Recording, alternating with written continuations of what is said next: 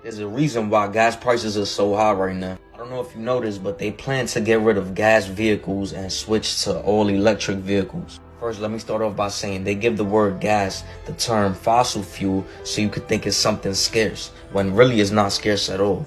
They do things like that so they can raise the prices, because if you think it's scarce, of course they're gonna have to raise the price. So the New York governor signed legislation last year that resembled California's, and it basically is saying that they're gonna effectively ban the sales of gas-powered vehicles by 2035.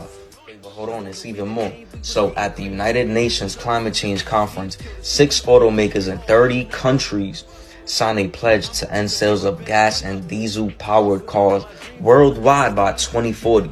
So you may ask, why does this even matter? Like, why should we care?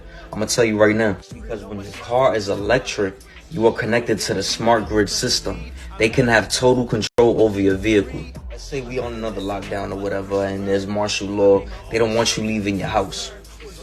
You are now connected to the smart grid system, so they can control your vehicle and you won't even be able to turn it on. It could be like the movie Minority Report. He was trying to escape in his vehicle, and the vehicle ended up bringing him right back to where he didn't want to be because it was powered by AI. I don't know if you noticed, but Biden passed the infrastructure bill and poured a whole bunch of money into everything electric.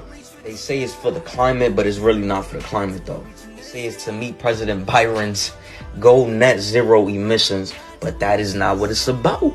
Because if it was really about the climate and global greenhouse gas emissions like you see here, they would get rid of animal agriculture. Because that's the real culprit when it comes to climate change out here.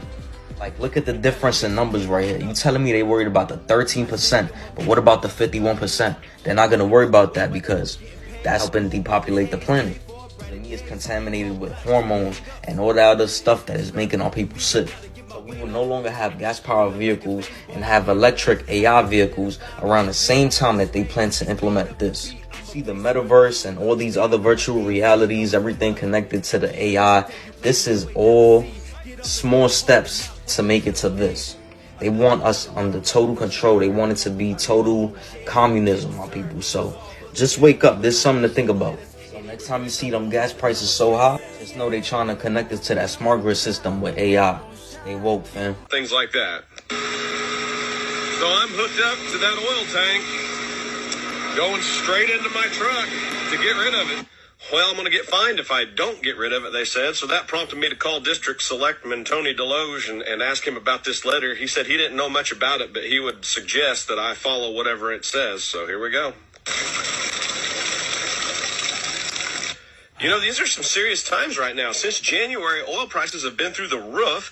I'm seeing more and more farmers on TikTok saying that the government's paying them to kill their fields. Agent Orange, I saw a guy with a lawnmower mowing down beans, getting paid to do it.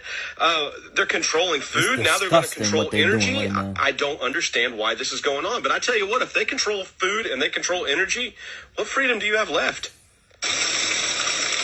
And they dumping it in nature, too.